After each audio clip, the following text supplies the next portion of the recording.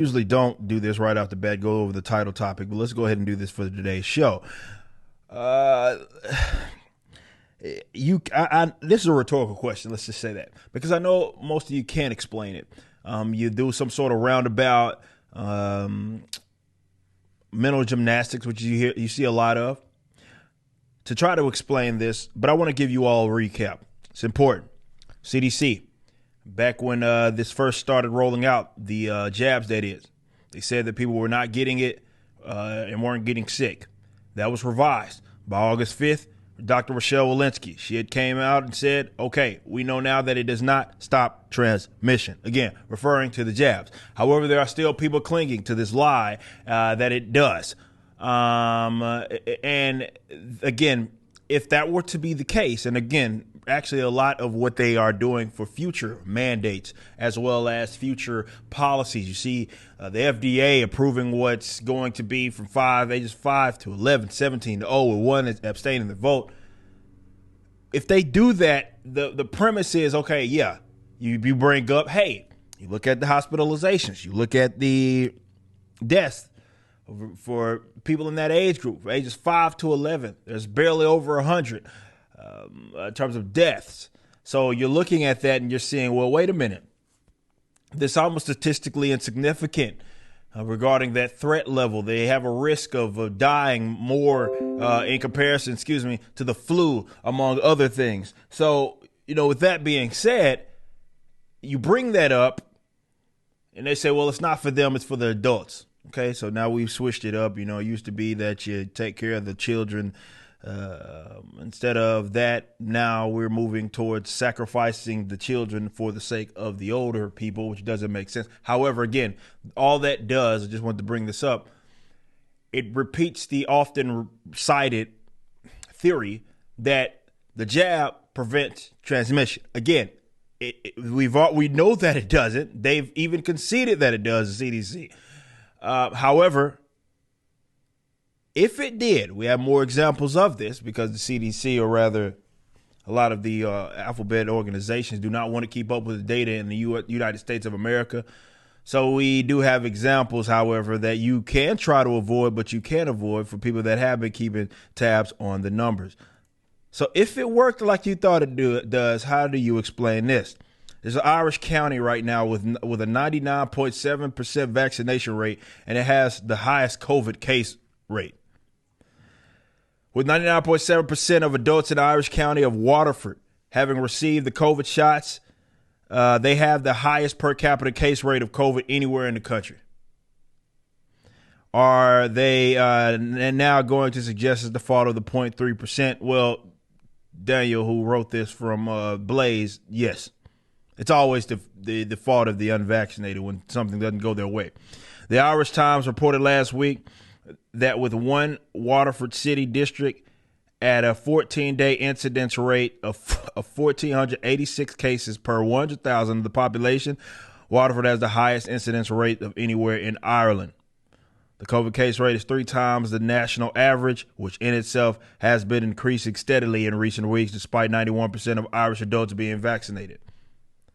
So, what is that saying? It is saying that despite having this high vaccination rate, this county has the highest COVID case rate. Okay. We've seen other examples of that. Israel. We've talked about this. I want to revisit this one because this is probably the most prominent example that we have of this. Singapore has, I don't know how it keeps happening. They keep breaking their own individual records. And as mentioned here in this tweet, the equivalent of 230,000 cases in the U.S. Again, Singapore is small. You need to keep that in mind. In comparison to other countries such as the U.S. And despite being 18 and a half months into a mask mandate and 85% of their population is vaccinated, they have higher daily new cases per 1 million than they have ever had. Ever. As in, when you look at the peak of the pandemic for a lot of countries, going into March, April, May, June, July of last year, as you see this trend, it is way up here. And it is higher. It's not even close. You're talking about double, triple, quadruple. How do you explain that? You can't. You can attempt to in a way that does a roundabout way, but what you can't ignore, UK has this problem as well. What you can't ignore are the instances where you have, despite having high vaccination rates in some of these areas, they have high case rates. Of course, they have to bury that because they still have to sell you on this. When you're dealing with politicians, narcissists, psychopaths, which are in charge, they are not going to admit fault here. It's not going to happen. They will never concede that they got this disastrously wrong. They will never admit that. So if they have to speak something into existence and gaslight you, which is really effectively what they're doing, y'all do understand that.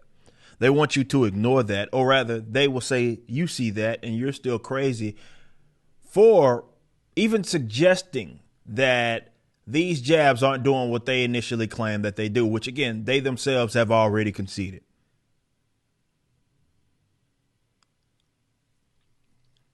You've been stripped of basically every argument that you ever had. And you move the post any chance you get.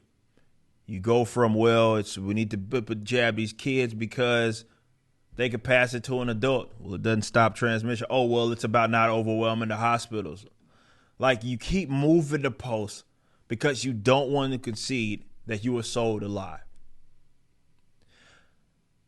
This is where propaganda worked so well. I don't know if it was just the public education system. Media has a lot to do with it. Entertainment elites who are very influential had a lot to do with it. Where they have people conditioned to give some of the worst people in the world the benefit of the doubt.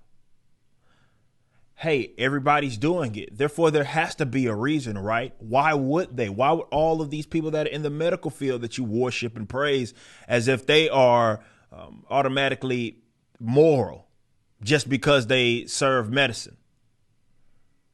Why would they do that unless their actions matched up with, let's say, what we're dealing with a virus?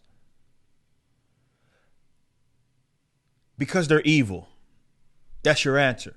That may not be one that you want to accept, but that is your answer. It is in the best interest of these pharmaceutical companies to continue this fucking shit. We mentioned not last show, I believe the show before that, 9 new billionaires being created out of this, working with pharmaceutical companies. Why on earth would they up and say, well, it's not working like we thought it would? Let's kind of pull. No, governments around the world are paying them and lacing them up. Is it in their best interest to continue this?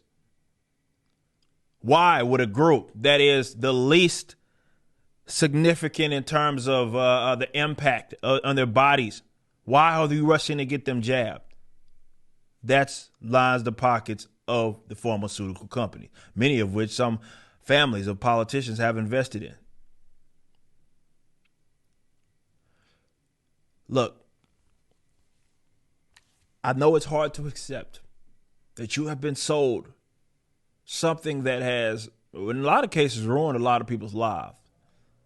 And you don't want to accept that it was done just for the sake of doing it. But oftentimes, that's how it can be explained, by just pieces of shit being evil. They are not owed any sort of benefit of the doubt. We are talking among some of the most evil people in the world. There was a time when people thought of pharmaceutical companies as just that. Politicians as just that. And now all of a sudden, they're on top of the world. And they have our best interests in mind. And they just care so much about saving people and saving lives. Look, the issue here, and why we talk about it so much on this channel and other channels and news and all of that, the people that are at least on the other side of this, it's not simply about the fact that, well, you want to take a vaccine or you believe in the science trademark. It's not what this is about. We'd have no reason to do these videos if y'all didn't shut people down. If you weren't trying to force people to have diapers on their face, and now we're to the point where you're trying to force people to get an experimental jab. If those things were not on the table, we wouldn't be doing these. We wouldn't be having to point this out, point the part of it that's the sham. We wouldn't have to do that. The reason why we do that, because the aggression is one side. It's not us versus y'all, right? It's y'all trying to use aggression on us.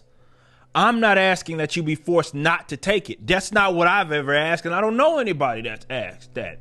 It's just, if you want to do it, sorry, lawnmower in the background, if you want to do it, that's your business. Just don't force other people to have to do it, especially when you're trying to sell the reason why they must be forced on something that simply is not true. It's not true. And that's why we have to point it out. That's all I'm saying. You just watched a clip from my podcast, For Cannon's Sake. Catch us live at 12 p.m. throughout the week over at youtube.com/YoungRipper59 and follow us over at odyssey.com/@YoungRipper59. If you want to watch the entire video cast after the show is over, just be sure to become a member on the YouTube channel. Of course, the full audio portion of the podcast is available for free on all major digital platforms, or just visit forcannonsake.com.